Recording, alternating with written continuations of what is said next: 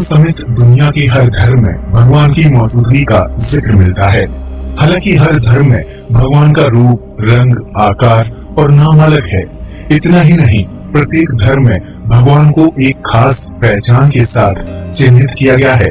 जैसे हिंदू धर्म में भगवान श्री राम धनुष के साथ रहते हैं, तो ईसाई धर्म में जीसस को क्रॉस पर लटके हुए देखा जाता है। इतना ही नहीं, साइंस से परे इंसान और समस्त ब्रह्मांड की रचना के लिए भी भगवान को जिम्मेदार माना जाता है। लेकिन क्या आपने कभी सोचा है कि अगर भगवान ने ब्रह्मांड की रचना की है, तो भगवान की रचना किसने की? यह एक ऐसा प्रश्न है जिसके जवाब में कई तर्क दिए जा सकते हैं, लेकिन सच्चाई आपकी और हमारी समझ से कुछ अलग ही है। तो आइए समझते हैं भगवान के अस्तित्व को न सिर्फ धार्मिक रूप से बल्कि साइंस की नजर में भी, और जानते हैं कि भगवान और ईश्वर के बीच क्या अंतर है। क्या एक है ईश्वर और भगवान? इस दुनिया में ईश्वर की शक्ति पर विश्वास करने वालों की संख्या करोड़ों में है। वहीं कुछ लोग ऐसे भी हैं जो ईश्वर के अस्तित्व को नकारते हैं। साइंस पर यकीन करने वाले वैज्ञानिकों ने भी आज तक ईश्वर के अस्तित्व से इनकार नहीं किया है, बल्कि उनका मानना है कि हर चीज के निर्माण के पीछे कोई न कोई जिम्मेदार होता है।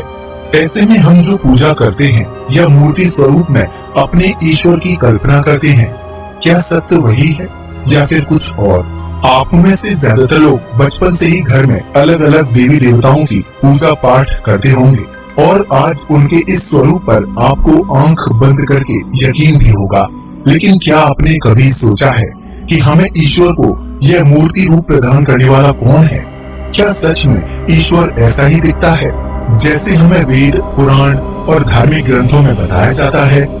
इस सवाल का जवाब जानने से पहले हमें ये समझना होगा कि आखिर ईश्वर क्या है और ईश्वर और भगवान के बीच क्या समानता है।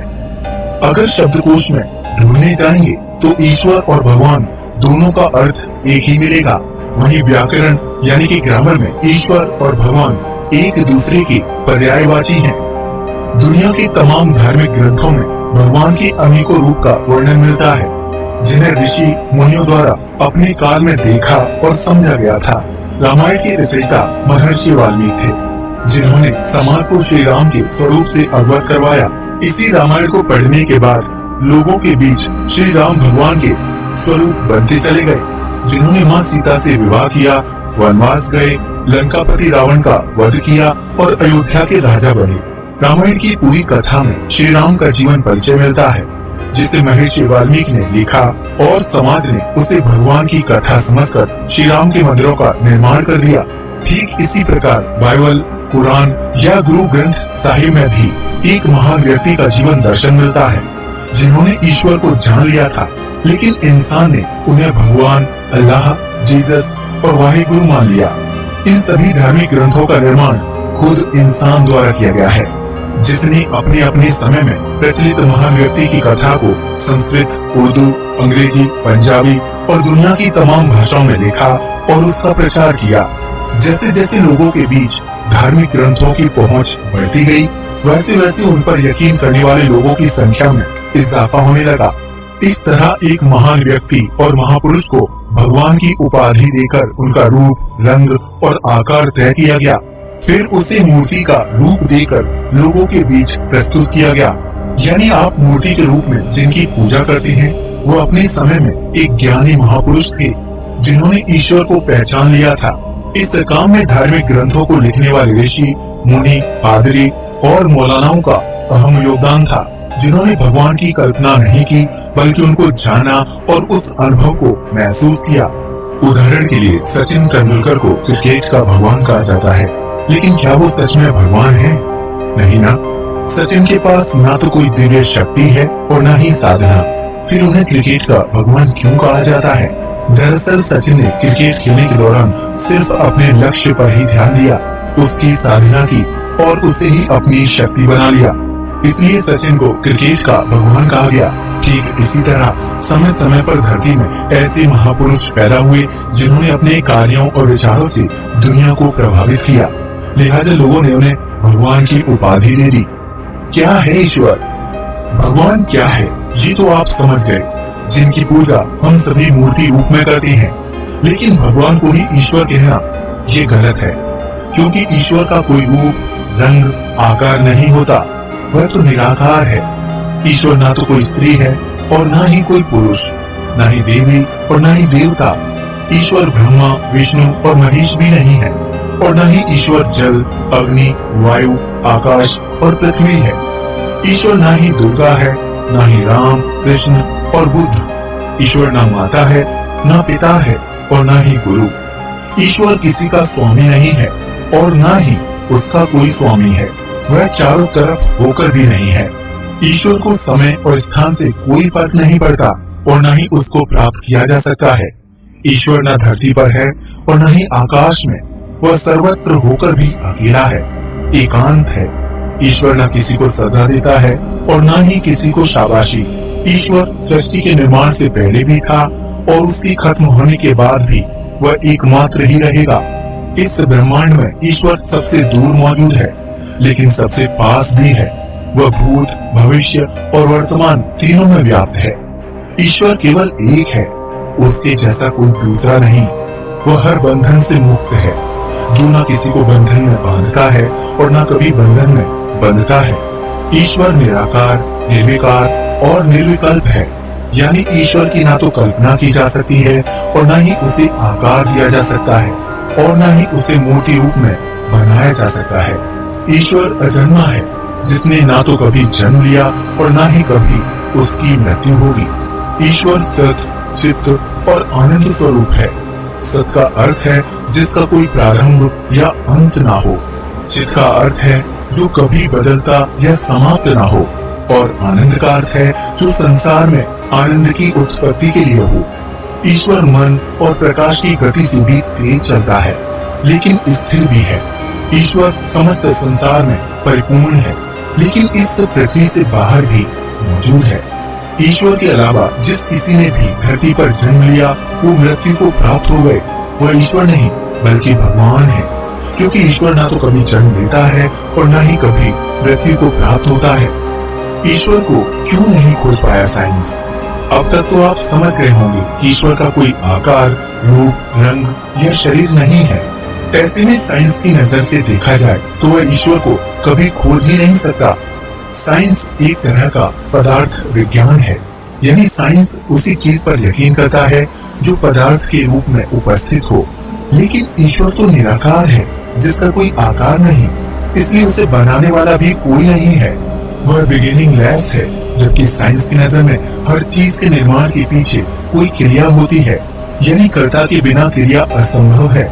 यही वजह है कि पदार्थ विज्ञान आज तक ईश्वर के अस्तित्व पर कोई तर्क नहीं दे पाया, क्योंकि ईश्वर ना तो करता है और ना ही क्रिया। वह तो बस समस्त ब्रह्मांड में समाया हुआ है। पदार्थ विज्ञान के अनुसार जब कण आपस में मिलते हैं तो उससे किसी चीज का निर्माण होता है। जिस वस्तु के निर्माण में संयोग होगा उसमें कभी ना कभी वियोग भी होगा, यानी जो चीज कणों की मदद से मिलकर बनी है वह कभी ना कभी खत्म भी हो जाएगी। मानव शरीर, चट्टान, पेड़ पौधे, बिल्डिंग और इलेक्ट्रॉनिक आइटम्स सब कण यानी एटम्स से मिलकर बने हैं और एक दिन नष्ट हो जाएंगे। इसी वजह से साइंस इन चीजों के निर्माण के कारण और अस्तित्व को लेकर तर्क देता है। लेकिन ईश्वर कोई कण रूपी वस्तु नहीं है जिस पर साइंस रिसर्च करे और उसे अपना तर्क दे सके। साइंस की माने तो ऊर्जा और पदार्थ कभी बनते नहीं है, बल्कि एक अवस्था से दूसरी अवस्था में तब्दील होते रहते हैं, यानी कि ऊर्जा को कभी खत्म नहीं किया जा सकता और न ही वो कभी खत्म होती है। ऐसे में सवाल खड़ा होता है कि ऊर्जा और पदार्थ को किसने बनाया, क्योंकि उनके निर्माण के पीछे का मूल कारण साइंस आज भी तलाश नहीं कर पाया है।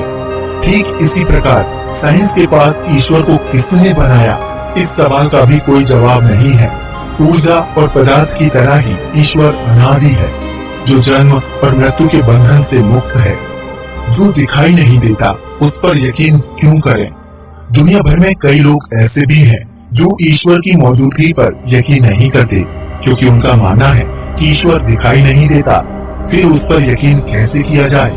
इस तरह का विचार रखने वालों को आम बोलचाल की भाषा में नास्तिक यानी एथिस्ट कहा जाता है, जो उसी चीज पर यकीन करता है जिसे वो देखता है, लेकिन कुछ चीजें आंखों से दिखाई नहीं देती। लेकिन इसका मतलब ये नहीं है कि उनका अस्तित्व है ही नहीं। इंसान के पास आंखें हैं जिनकी मदद से वो पूरी दुनिया देखता है, लेकिन उन्हीं आंखों को इंसान बिना शीशे यानी कि गिलास की मदद से कभी भी नहीं देख सकता। समुद्र में बारिश की बूंदों के गिरने से बनने वाले बिंदुओं को नहीं देखा जा सकता। दिन के समय भी आसमान में तारे होते हैं, लेकिन सूर्य के प्रकाश में उन्हें भी देखा नहीं जा सकता।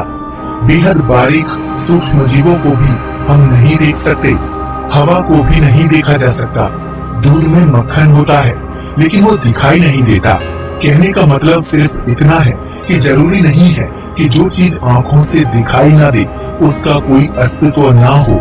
सब नजरिए और विश्वास का खेल है कि अगर आप किसी चीज को देखकर उसके अस्तित्व पर विश्वास करते हैं तो यकीनन आप उस चीज को जानते पहचानते हैं। लेकिन अगर आप किसी चीज को जाने बगैर उसके अस्तित्व पर उंगली उठाते हैं या उसकी मौजूदगी को नकारते हैं तो आप खुद को मूर्ख बना रहे हैं। ईश्वर पर यकीन न करने वाले नास्तिकों को पूरा अधिकार है कि वह ईश्वर पर यकीन ना करें, क्योंकि उन्होंने उसे देखा नहीं है। लेकिन उन्हें ये अधिकार नहीं है कि वह ईश्वर के अस्तित्व को नकार दें या ये कहें कि ईश्वर अंधविश्वास है। अगर आप नास्तिक हैं और ईश्वर के बारे में कुछ नहीं जानते तो सरल शब्दों में कहें कि मैं नहीं जानता, बजाय इसके कि आप रोजाना ईश्वर के अस्तित्व को लेकर तर्क वितर्क करते रहें। क्या करता है ईश्वर? ईश्वर न किसी का संदेश वाहक है और न ही उसका कोई संदेश वाहक है। इसलिए उसको समझने के लिए इंसान को अंतर आत्मा से चिंतन करने की जरूरत होगी। लेकिन देवी देवताओं और तमाम धर्म के भगवानों के संदेश वाहक हुआ करते थे। धार्मिक ग्रंथ लिखने वाले ऋषि, मुनि, पादरी और मौलवी ने भगवान के उन्हीं संदेश वाहकों के वचन सुने और उनकी स्तुति तैयार की, जिन्हें वेद, बाइबल और कुरान शरीफ कहा जाता है। इन धार्मिक ग्रंथों में आपको भगवान के वचन, आदेश, संदेश और आज्ञा मिलेगी, जबकि ईश्वर किसी को भी वचन, आदेश या आज्ञा नहीं देता। ईश्वर कभी किसी को भयभीत नहीं करता और न ही किसी से प्रेम करता है। वह न ही किसी का वध करता है और न किसी को वरदान देता है। ईश्वर न तो आज्ञा देता है और न ही उपदेश। वह न तो पुरस्कार देता है और न ही सजा। वह किसी को नरक या स्वर्ग भी नहीं भेजता, क्योंकि ईश्वर न्याय या अन्याय करने वाला नहीं है। वह हर जगह मौजूद होकर भी अदृश्य है, अकल्प है। ईश्वर न तो सृष्टि का रचयिता है और न ही उसका रखवाला, लेकिन उसके होने से यह ब्रह्मांड, सूर्य, तारे, पृथ्वी और नक्षत्र आदि काबू में रहते हैं। ईश्वर एक शक्ति है। भगवान वह व्यक्ति विशेष है जिसने ईश्वर को जान लिया है। ईश्वर असीम है, अनंत है, जबकि भगवान सीमित शरीर और आयु में होते हैं। इसलिए उनकी जन्म जयंती, निर्वाण जयंती मनाई जाती है। ईश्वर उनके होने से ही सब कुछ है, लेकिन भगवान इंसान के पालक नहीं है, बल्कि वो हमारे मार्गदर्शक हैं, जो मनुष्य की आत्मा में ईश्वर की अनुभूति का मार्ग बताते हैं। ईश्वर को हम गॉड कहते हैं, जबकि भगवान को लॉर्ड कहा जाता है। अब तो आप समझ ही गए होंगे कि ईश्वर क्या है और उसे किसने बनाया है। लेकिन अगर फिर भी आपके मन में ईश्वर के निर्माण को लेकर सवाल चल रहे हैं, तो उन सवालों का जवाब तलाश करने से पहले ये जानने की कोशिश करें कि ऊर्जा और पदार्थ को किसने बनाया, क्योंकि साइंस का ये सवाल आपके दिमाग के बंद ताले खोल देगा। दोस्तों, इस वीडियो का मकसद किसी की धार्मिक भावनाओं को ठेस पहुंचाना नहीं है। इसे एक ज्ञानवर्धक वीडियो मानकर देखें और आगे शेयर करें।